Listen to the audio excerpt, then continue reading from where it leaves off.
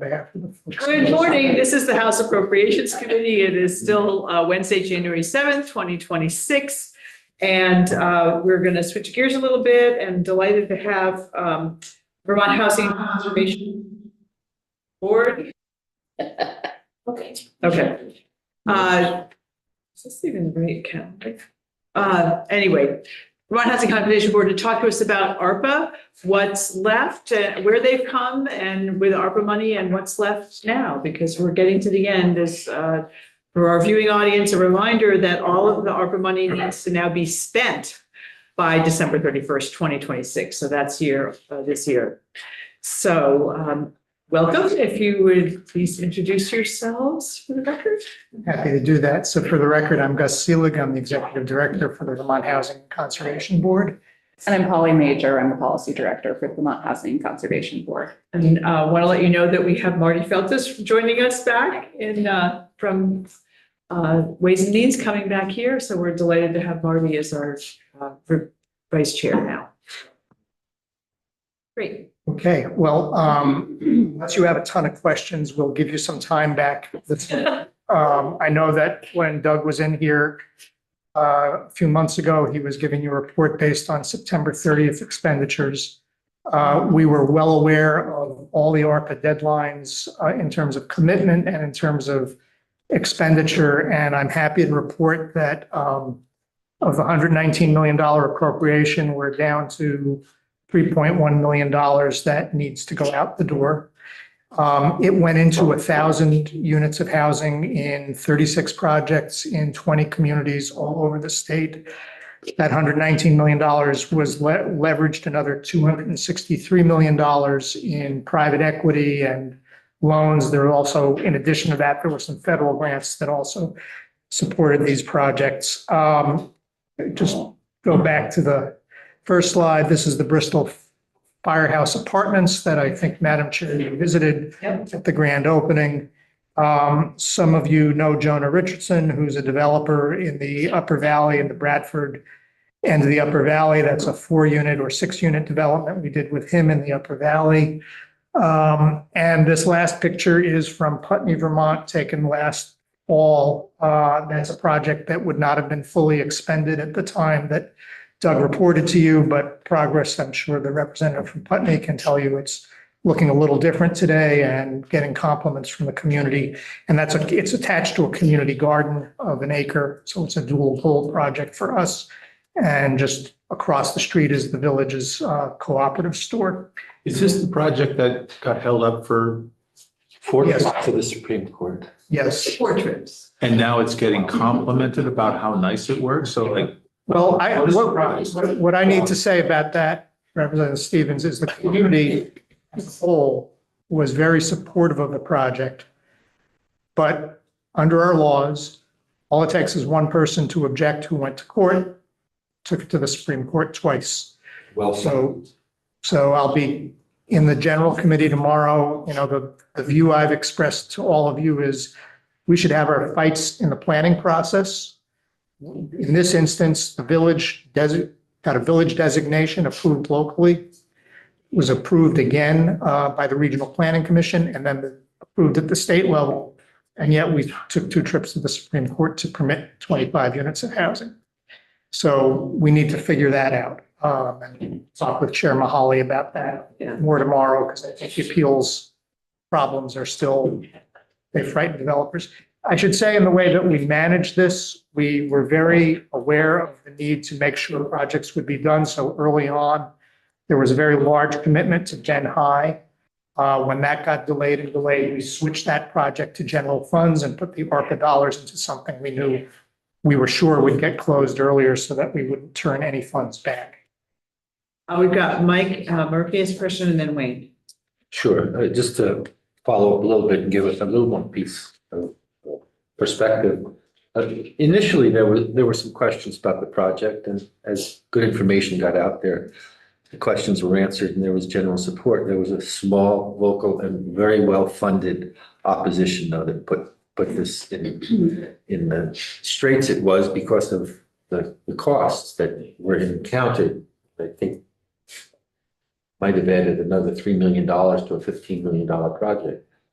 I'll have those numbers tomorrow when I go into Chair Mahali's committee, but yes, because of the delay, because of the extreme increase in construction costs, it became a much more expensive deal to get done.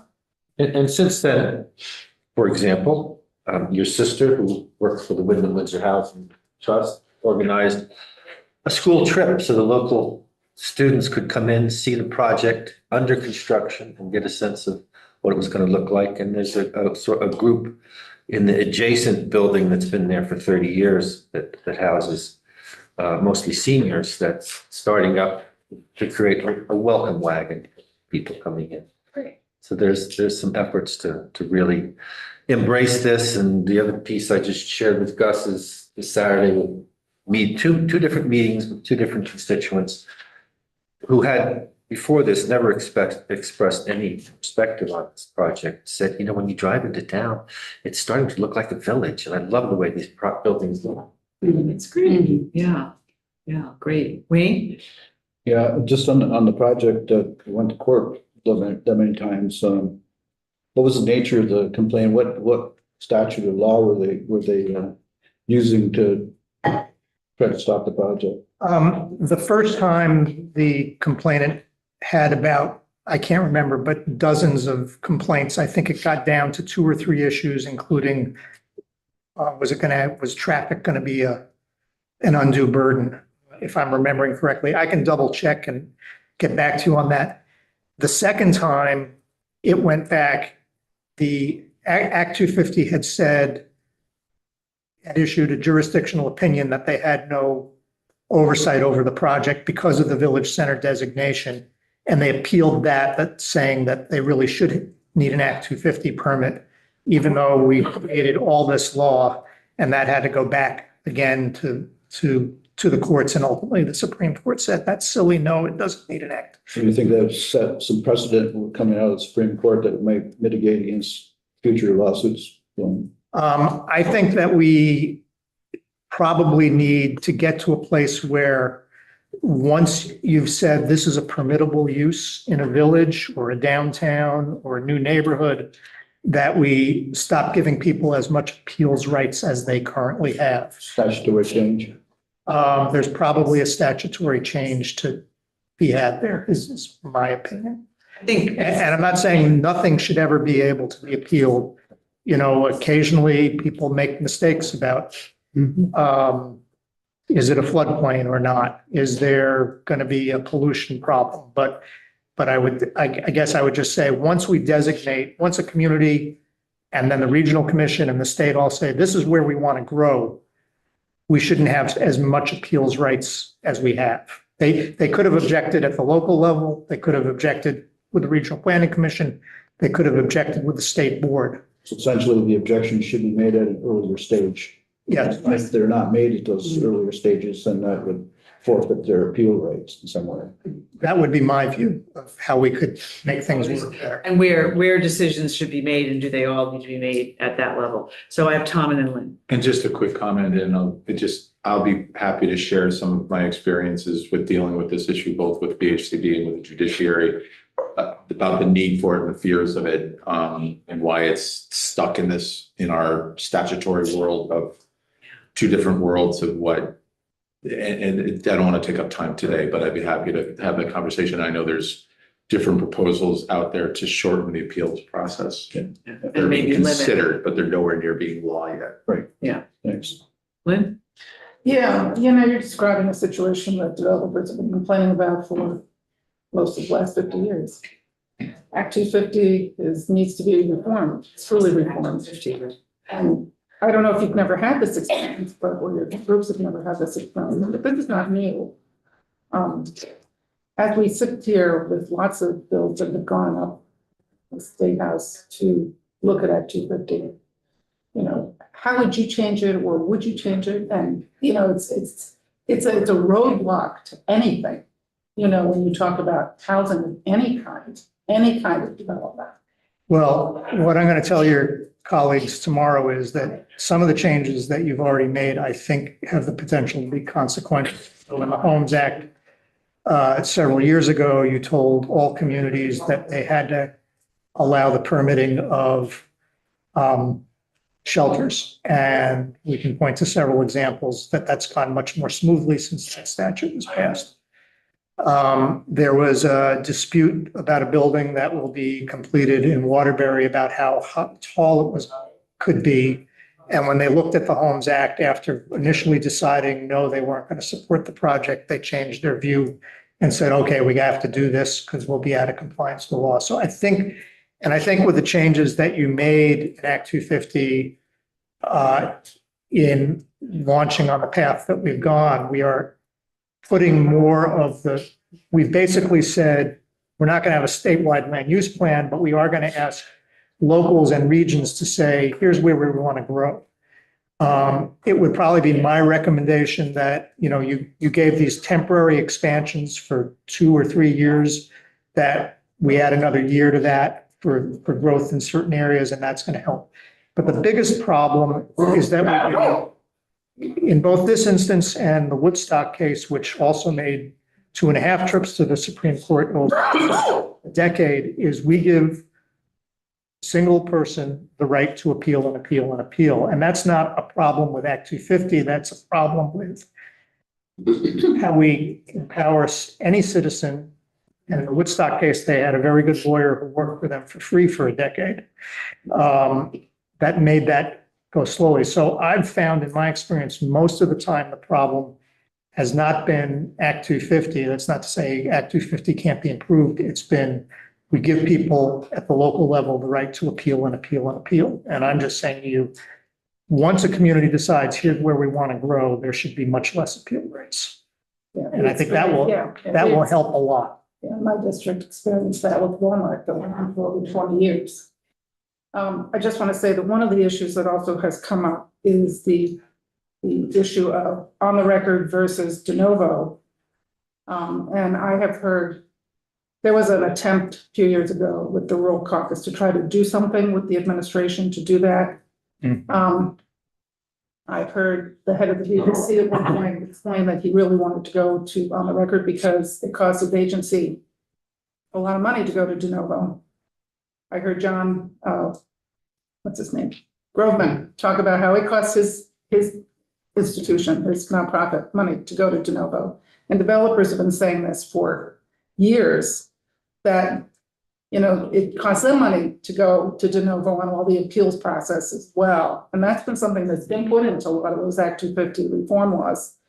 And I know people who serve on the Act 250 boards, and they say it prevents people from bringing their A plan right off. They sort of lie in the weeds until they get, because they know they're going to go through 2 and 3 appeals down the road. And so they don't bring their stuff in until later. Maybe that hasn't occurred with a lot of your projects, but that is the way it is. And other people are using it, the stalling of appeals. I can't speak. I don't have expertise on the commercial end of things. What I've heard small communities say is on the record, we're not set up to do. No, you'd have to change the statute and make it more on the record. Yeah. Right. But they've said, I think about, the Development Review Board in Calais, Vermont, and their capacity to do on the record work and I think that's an issue worth taking up with the league on behalf of the municipalities. Do they have the capacity, or what would it take for them to have the capacity to do that? Because that's another piece that the whole issue of de novo versus. Yes, it's a contributing factor to that appeals program. Completely agree.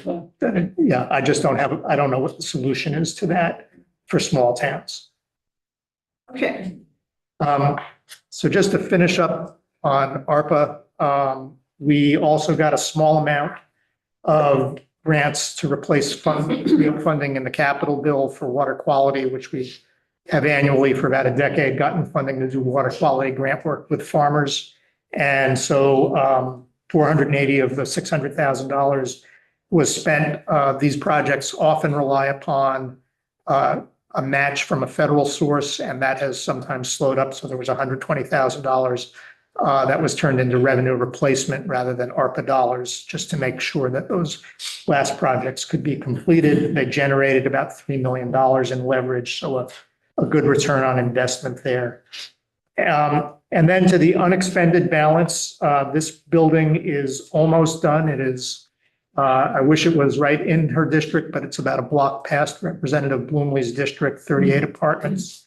Occupancy should happen in March and the final draw should happen in April. So we expect to be fully expended with the ARPA well before the next December deadline.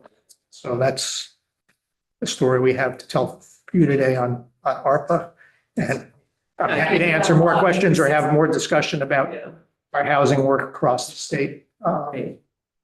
Well, it's great to see how much you're able to leverage. And I think you may be the first of the organizations that have gotten ARPA money to sort of give us a little summary of how it's all worked. And, 1,000 units is pretty impressive, which is kind of what we've come to expect from you guys. Maybe that's not fair, but you do such a great job. It's just wonderful to see how all this works and how you leverage the money. I mean, I don't think any of us ever lacked confidence that you would get through all the ARPA money because you know how to do this stuff. This is what you do. But it's good to get an update and hear because it was 16 million. I wasn't worried about it, but good to just hear and now. Well, I think when we got done with the CRF funding, which was the very first, you'll recall, of the pandemic money, we got a little over $33 million. We had to get it out the door in 9 months and returned about $300. So we're proud of that. That's impressive. Yeah. Wasn't that the year we had 4 budgets or something? Something like that? Yeah. Year round. Yeah. We're proud that, and the last thing I really need to say is that our ability to do this really is about people that you represent in your communities. We are not the people that are having the fights with the local, at the local level about what's going to be permitted and what not. So there's a whole bunch of people who bring us these projects, and they include housing nonprofits. They include people like Jonah Richardson. They include organizations that are serving battered women and people who are homeless. We'll be reporting later to you. But we've now done, I think, 5 projects for persons with intellectual and developmental disabilities across the state. So there's been there's a tremendous amount of home ownership work happening across the state. And I think the policy of permanent affordability, which is part of our statute, that framework has served us well because what happens is you don't have to ever think about replacing that housing. You may have to upgrade it at some point, but you don't, in 10 or 20 years, you don't lose it. We've had 250 homeowners, 250 Vermont households become homeowners in homes that we subsidized many years ago when they came on the market over the last 5 years with no new subsidy. So people generally making $80,000 getting into what would otherwise be over $320,000 homes at an average cost of $180,000 because of the restrictions we put and the way we recycle the public investment forward.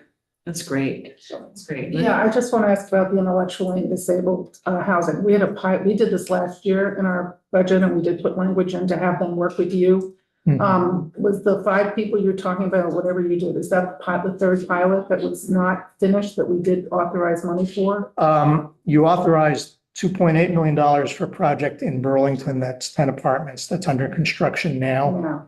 The other projects that we've funded are in Moncton. There are 2 buildings, one in Berlin and I think one in Waterbury, where some of the apartments are going to be set aside for people with intellectual disabilities. There's a group living, the Moncton situation is more of a group living situation, as well as one in Randolph. And we just funded a project in Brattleboro that will also have some of the apartments set aside for people with those disabilities. Yeah, this is a very, very vulnerable population. And I know that we have, as a state, tried to move away from institutionalized building, the Brandon School type. But one of the things, and the constituent that I had, whose son came here, but it's not just me, there's lots of other people who've been interested in this. But one of the things that the family talked about, because there's a lot of adults who are aging out, adult children are now kind of left with no, they've been at home after they get out of school. They have very little peer interaction They don't have any friends, you know, it's a very select group of people. They had it in school. And not only are they living with their parents, with parents afraid that there's no place for them to go to, that they will get the care they need, or the kind of supports they need. But they really do well. I guess apparently in some of the other pilots, they found out that they interact with each other. They have friends. They live together, not in big institutions, but in small. And that was a major concern for the family, is that they really wanted, you know, they felt that this was an isolation. We've met with parents groups on numerous occasions over the last 5 years. We actually, back when Brandon closed, if Con Hogan were alive today, he would have told you that state never could have closed Brandon, except that we helped create a whole bunch of living situations at that time. Yeah. So we've been at this for many years, but I think you absolutely put your finger on it, and you've heard from the parents groups who've been active here. You've heard from Representative McFawn, that the parents are getting, like all of us, they're getting older. Representative LaRoche and I just were having a conversation all about our advancing ages. And so people are looking for new models. In the Burlington case, it's going to be apartments with a modest level of support. In the Moncton case and the Randolph case, it's much more group living with much more intense support, because the range of need is very different. So this is something we've been at over many years, and we're happy to make this a big part of our work over the next several years, because, yeah. Yeah. Really important. So John and then Tom. So thanks for meeting with us here today, but we had a chance to meet last year here for a little bit, to kind of talk a bit about more rural parts of the state and things you're thinking about, you know, in the future here, whether it's this coming fiscal year or beyond here, because we, you know, our small communities hardly are, and they may not need a 25-unit facility here, but there's just a growing number of folks who are looking for something on the smaller end of that here, perhaps. They may be, you know, not hanging on to their house they've had for a very long time. Whatever reasons, if they need more of that, you know, support kind of stuff as well. We have done work in small towns over the years. If you're a housing developer, whether you're for-profit or nonprofit, scale matters to you. And that's that question, we talked about that. And so that's one of the chief difficulties. With community energy, we did the smallest rental development we ever did is 7 units in Cabot, Vermont. And it was because a community group said, we want a place for our seniors to be able to stay in Cabot. We have done, our home ownership programs always serve rural communities. You know, there was a proposal that actually failed in Greensboro to turn the old town hall and a new building into 16 apartments. The voters ultimately said no.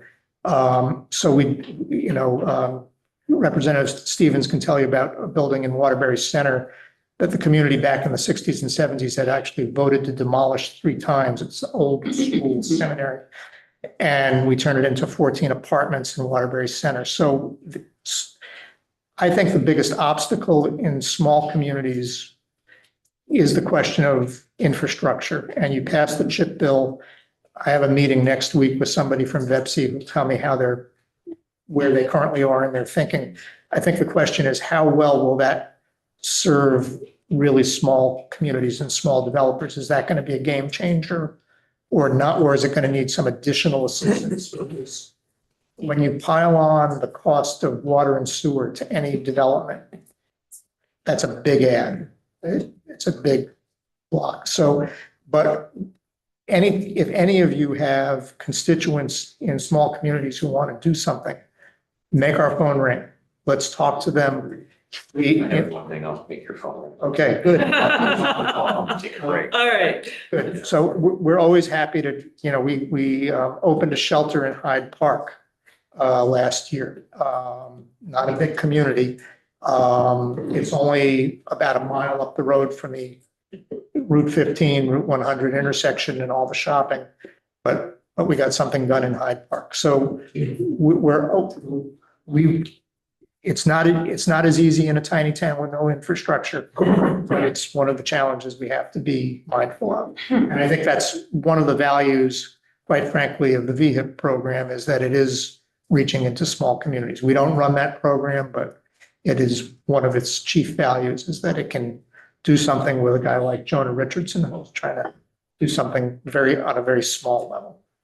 Small communities, I mean, I'm just gonna say this, here, they get really concerned about we're trying to maintain the current landscape.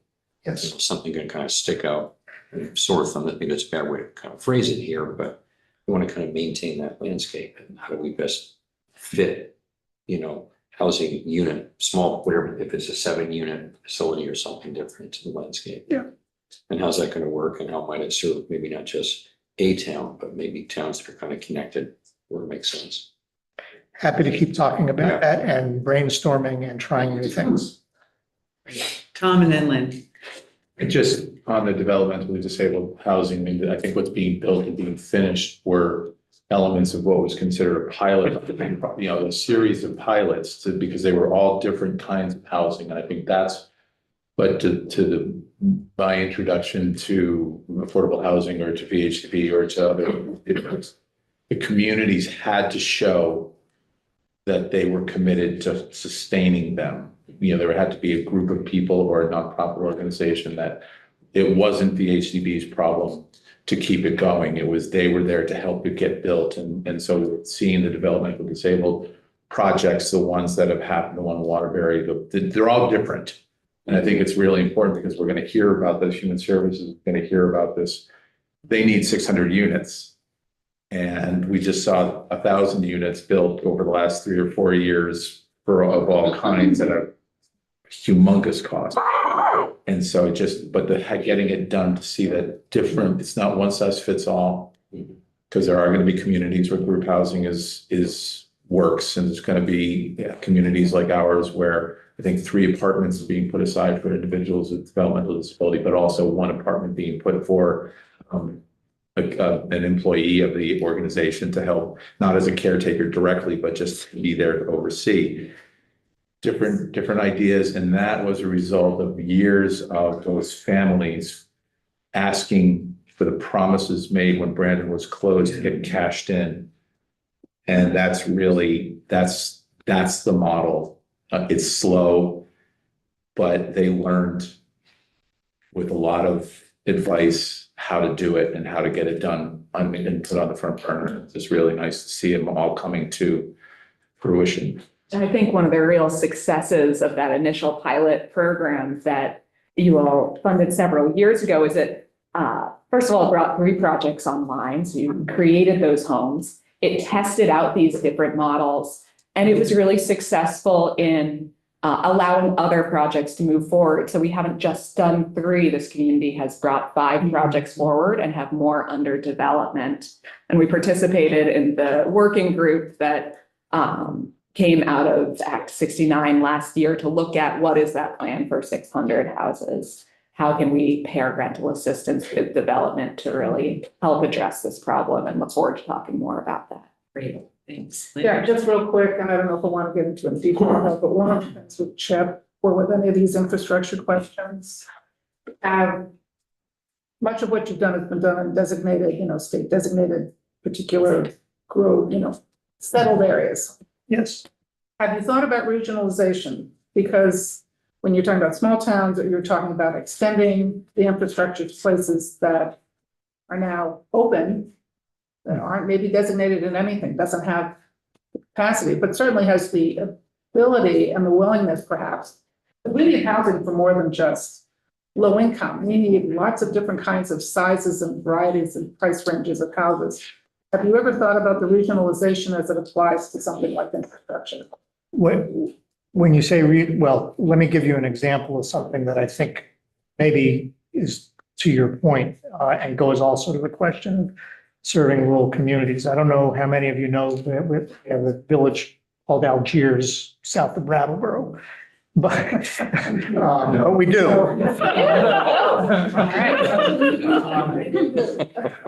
And some years ago, through Senator Leahy's work, I can't remember if it was the water line or the sewer line from Brattleboro was extended to that village.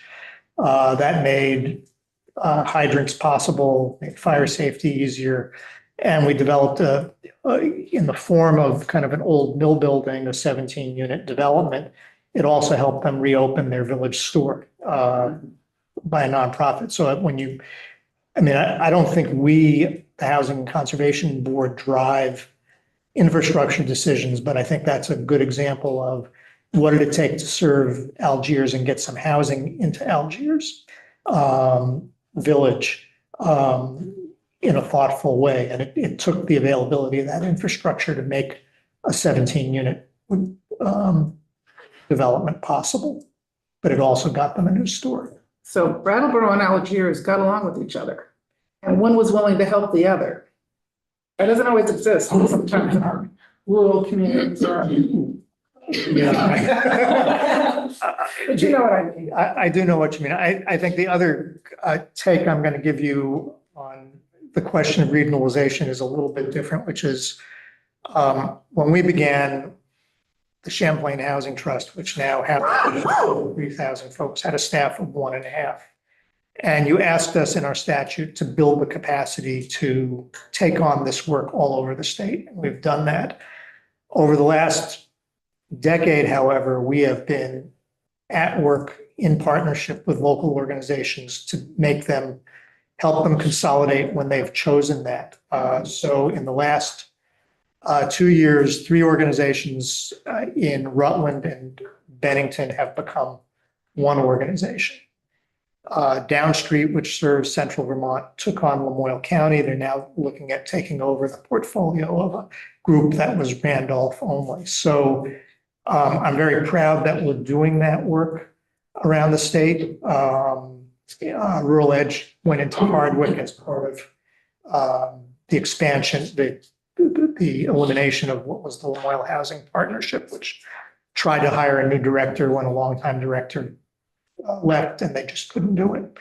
I know that for every community, identity is really important. And I think one of the challenges we'll see over the next couple of years is the ability of a more regional network to make sure they're serving every part of their service area. But we've been at that work trying to gain more efficiency, trying to build more financial strength in those organizations all over the state. So you did that in your world. Right. I'm talking more like a Champlain Water District that was set up way back in the 50s, I think, in Chittenden County. And that every town has kind of added to it over the years, and it has been an infrastructure that has benefited much of Chittenden County. Now, a lot of what you do is benefited by the fact that they have that. Right. So that's the kind of regionalization. Because one of the things with CHIP is that developers can now have a choice to suggest doing something and maybe help with the infrastructure. But you know that the infrastructure is so expensive to do anything that no town can do it by itself. No, and if you live in a town like mine, Calais, we have 4 villages. We have, the only infrastructure we have is 56 families in the East Calais Fire District. And without some public investment, if you live at the far end of the system in the summer when it hasn't rained much, you're not going to take a good shower. So much less, we could add housing in a few places in East Calais and grow that village, but not without somebody doing something significant, making a significant investment Multi-million-dollar in the investments. Yeah, in the water system. yeah. Okay, thank you.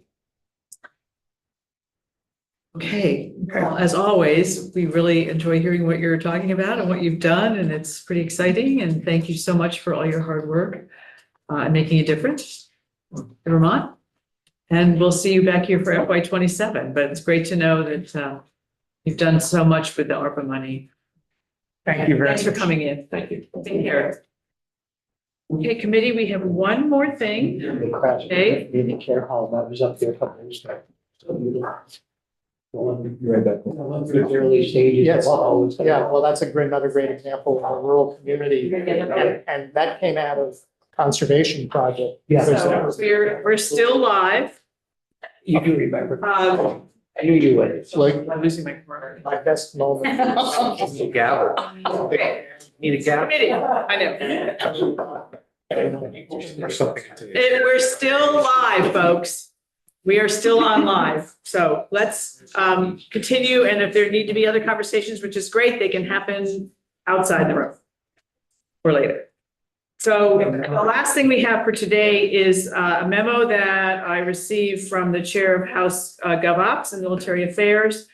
Those of you who've been around for a while will recall that we have a lot of reports, and we periodically need to look at them and say, do we still want to keep getting these reports? So Autumn just went to get spreadsheets for everybody, because you're gonna need a paper spreadsheet for this one. And it won't be big, sorry, Tom. The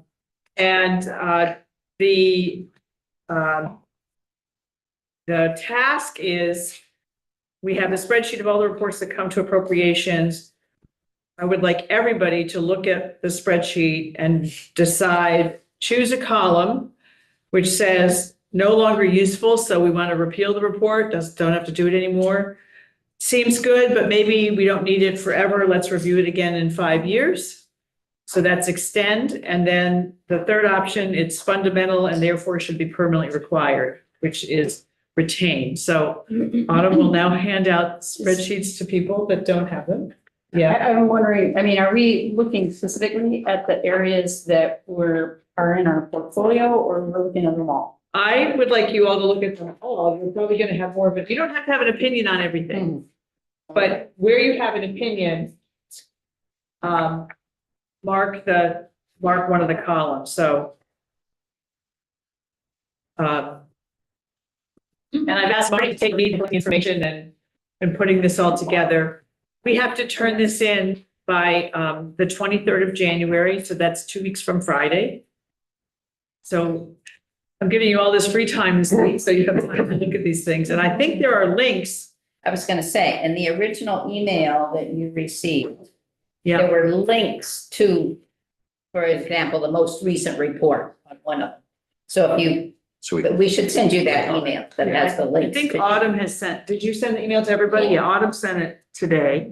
So you can pull up the actual report, or you can go to the whole legislative reports website. If you want to know where to find that in JFO. Well, it's on the ledge website. It's also to be on our committee page. There's where we have the date, the bill, the documents, it says reports and resources. So some of those will be there. We need to look at them and determine if it's still, pull it up as an example of the most recent one and say, gee, is that something that I can use? Or is it something that I review? Is it helpful or not? Just like, I'm sorry, there's, the first one on the list is just homelessness emergency shelter grant management. And then what's on page 2, that one expired in 2017, but then there, 4 lines down on page 2, there's homelessness emergency shelter grants and management. Submitted with annual budget testimony that was expiring in 2020. So I think It looks like it's 2 different. So one was Act 162 from 2012, and the other one is 2011, and then there's something ended in 20. yeah, it's, I mean, at least on the subject matter, it's the same information Right. anyway. So it's. It seems like there's some redundancy. I bet this was really hard to put this together, the spreadsheet, because we're not the only committee getting this. Every committee is, I imagine, like Human Services, and they put in who are all the other committees that are getting this information. right. There's another one on homelessness emergency shelter grant. It's the same link. Earlier one. Yeah, that's one of the same ones. So Anyway, Yeah. you mean, it looks like we'll actually have to read it. you might have to read it, but you do not have to fill out every report. If it's not in your wheelhouse, you don't know anything about it, just leave it blank. And the point is, does appropriations need it? Right. Some of these other committees may Right. still want it. Human Services wants it, Right. but appropriations doesn't need it. That's right. So if you go 5 down on the first page, it's a weatherization thing that only comes to House and Senate appropriations, use of appropriations. Who has weatherization, household weatherization? It's in. Okay, so Tiff will look at that. I mean, we can all look at it, but Tiff will take a look and say, what are we getting and do we need it? And it looks like there's the one right below it is similar, Dave as manager. I'm guessing that some of these are minor differences from each other, and yet we have a report. Mhm. Um, Well, on that homelessness stuff, it looks like they were all continued. right, There must have been some, just Right. like, probably went through a similar process as this. Right. Right. It said we still want it, but we want one more parameter to be reported. right, exactly, Or we still find it useful, Right. or Exactly. why right. would we, yeah. So you can always check, so the email that Autumn sent, Tucker Anderson is the one who sent the email, so that's the copy to you. So we could always reach out, he says, if you have questions, don't talk to him. Reach out to Joint Fiscal Office or Legislative Council attorneys. Well, we don't have anybody who regularly works with our committee, but I think we could talk to Joint Fiscal Office and say, why do we have these three and what's the one we want? Right. So, Lynn, Yeah, the reason appropriations is probably put in here in so many of these is because these were budgeted items that at that time might have seemed really important and may have been really necessary.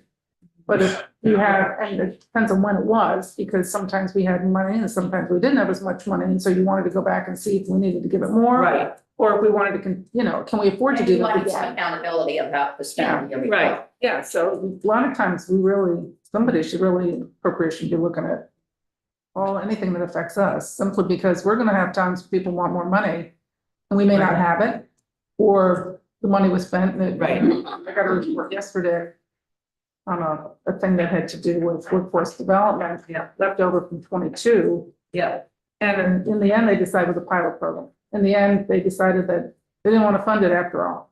yeah. So then we don't need the report because we could have a final report and then that would be it. Yeah, So a lot of these have expired in 2017, 2018. So if you look at all the way across, you have the citation, when it was amended, where it's from, who gets it, what the topic is, when it's due, and then when it expires. So a whole lot of these things have already expired. Yeah. Yeah, so what do we? So it may be, well, So that, if it's not something that you know anything about and don't want to know anything about, you can leave that part blank. There will be somebody in here who knows everything, but definitely, we look at them all. If you have an opinion, put it down.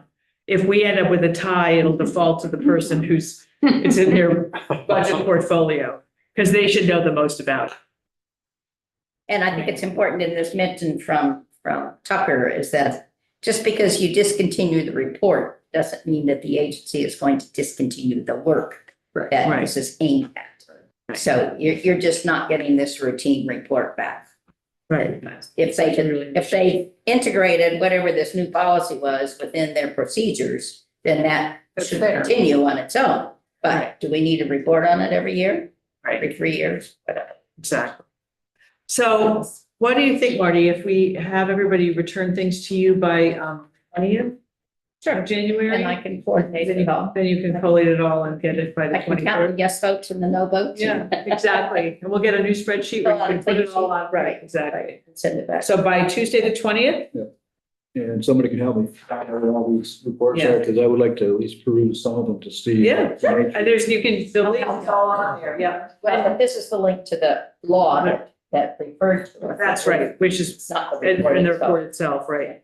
And put your name on the top when you turn it into Marty, so she knows who it is. I feel like this is a school assignment. No. So any questions on this? We'll probably have some as we go along, but. Okay, so that is our agenda for today. You now have time to work on these reports, should you choose to. We have the governor's state of the address, state of the state at 2, and we've been asked to be in our seats by 1:45. You've probably noticed the Vermont State Police are around, and I think they'll have the dogs going through and all the other stuff. So it's important for us to be in our seats at 1:45. And then, All the things that, wish for that. yeah, right. And then we'll have the House floor after that, and then we're done for the day. And then tomorrow morning, Jill Mazza Olson will come in and talk about the Rural Health Transformation Grant. That's the $195 million.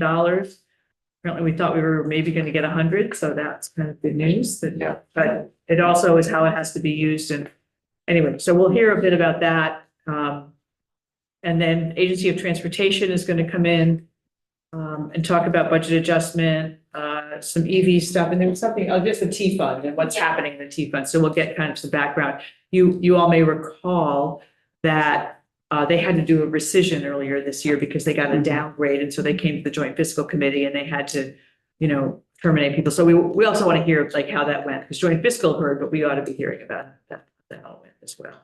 And then we do have some things that we're starting to line up for tomorrow afternoon. So there's still some TBDs on there. Okay. And then Friday, we'll have more ARPA updates. And our budget workshop is at 12 and 10, and I'm hoping that you all can join the budget workshop that our committee's putting on. I did a run through with Joint Fiscal last night, and it looks good. I think it's going to be a good. This is the first time we've ever done it. Ways and Means does it, but we haven't done a budget one from Appropriations. So I think it'll be good. The more people we can educate, the better.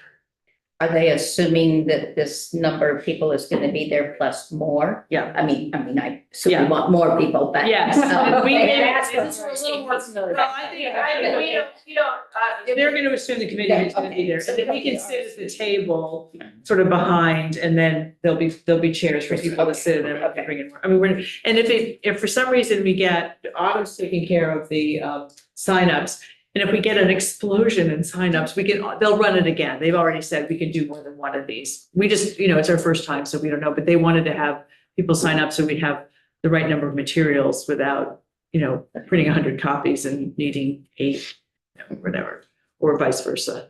Yeah, when is the emergency board meeting? When do we hear from them? We are meeting on the 16th, so a week from Friday, and it's at 10 o'clock, and then Tom Cavette's gonna come.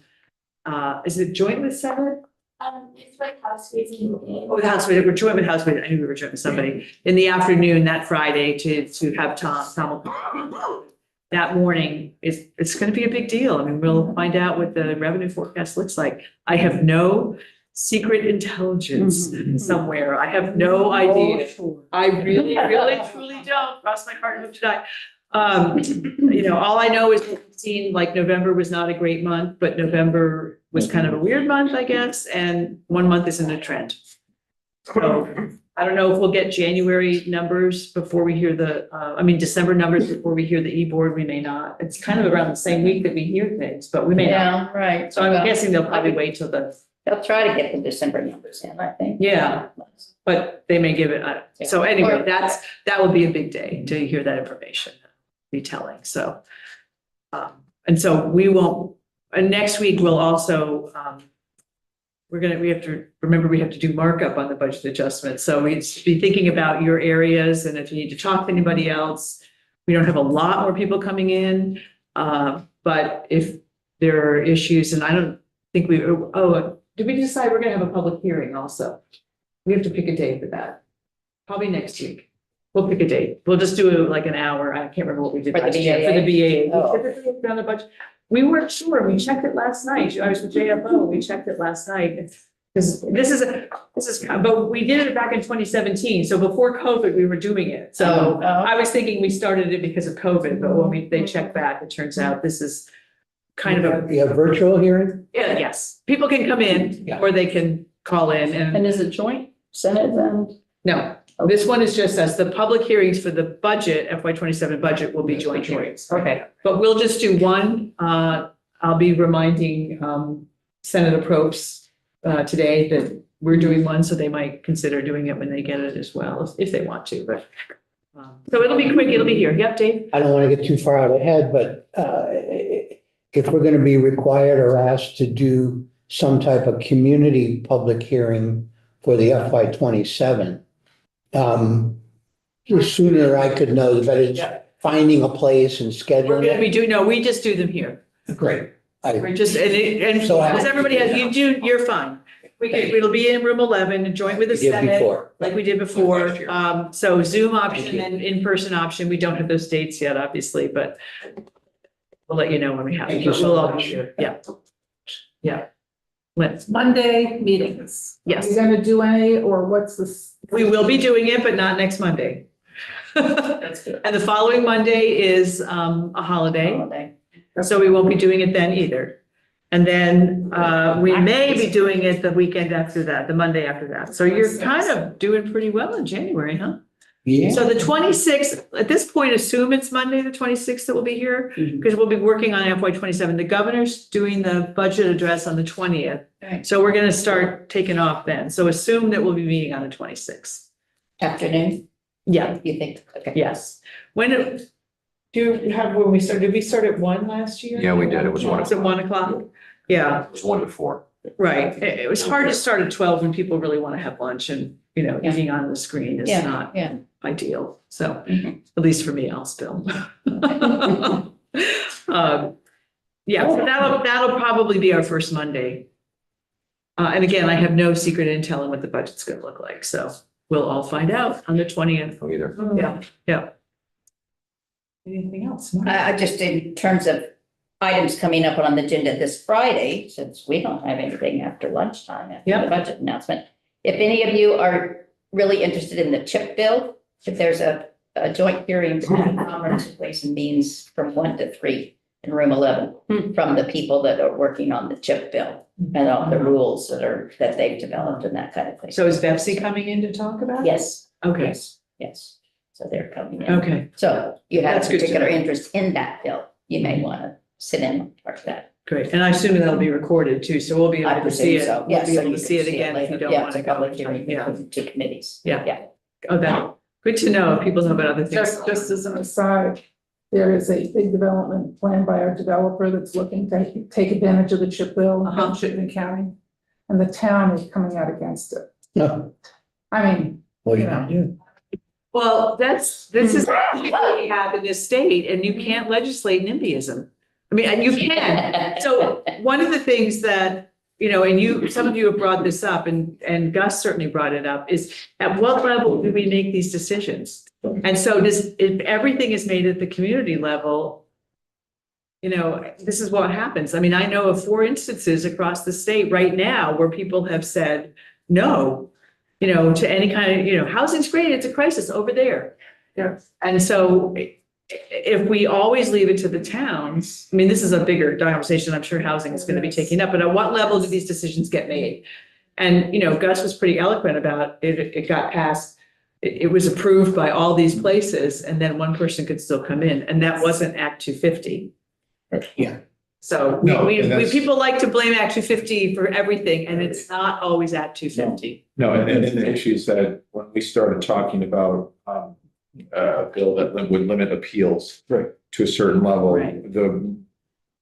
it's based, at least the original concepts or the original conversations that I had up in general with Gus and others. New Hampshire did something which was very controversial at the time as well. And so and our judiciary came in and testified against the concept of limiting appeals because they felt like justice denied is, and you're kind of like, yeah, but there's the sweet spot that we're talking about here is not justice denied. Right. It is, if it's approved, as Gus was saying, if it's approved at 3 or 4 different levels, yes, there's always room for appeals, but the Putney experience is not unique. Woodstock had a 28 unit home, 28 homes wanting to be built. It took them 10 years of court battles, raised the cost of it by 35% at a time before the rank inflation that we've seen in the last 5 years. So there is a fundamental issue between not just developers, but builders and the need to develop housing and using the system that we've put into place that people complain about, but is necessary. And then having a judiciary system that allows for people who can afford, because the Woodstock thing was very similar to Putney, where it was a group of well-ordered, it was actually an individual. Right. And so the proposals have been to limit not only the number of people who can, the kind of people, whether it's abutters or whatever, to oppose something and to bring it to an environmental court, but we have a long process of de novo stuff that is really, really difficult. And and I'm not bad mouthing the judiciary by saying, they're sensitive to change as well. And so switching from the de novo to them is a radical change.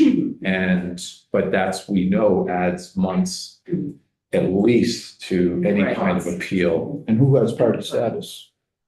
Right, I mean, Well, right, there's, but and so if you try to limit that, you have to, again, judiciary, in the introductory hearings that we had 2 years ago, they were very, very wary of changing anything, even with further discussion. And again, that's not to pit one against the other. It's simply to say that the silos don't always have the same interests in mind. And Right. so that's what we're up against, and that's what the committee will be up against with talking about appeals. And because of course you can do it wrong.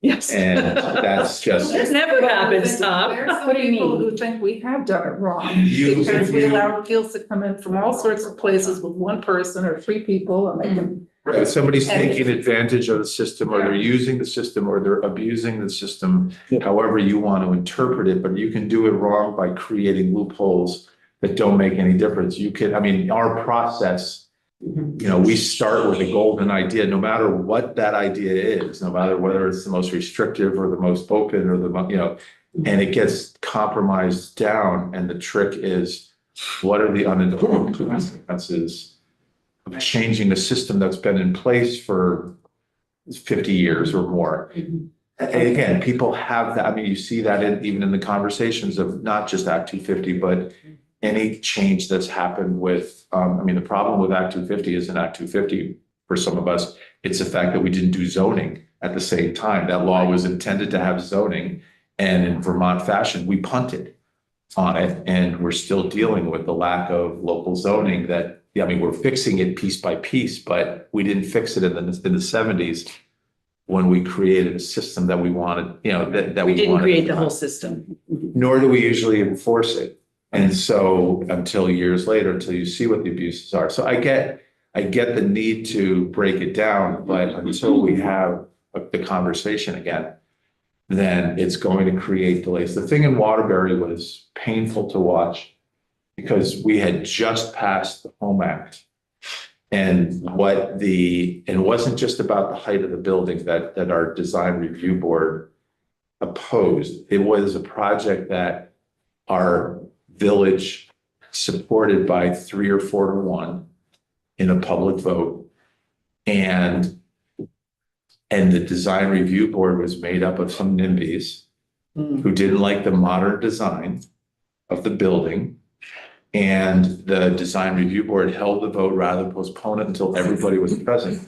Held it while the chair of the DRB was out of town. And so they were able to vote against it. On a very close vote, but the point of not understanding that they shouldn't have even had the vote that they had. Right. Because the recently enacted Home Act prevented those decisions being made by the DRB. So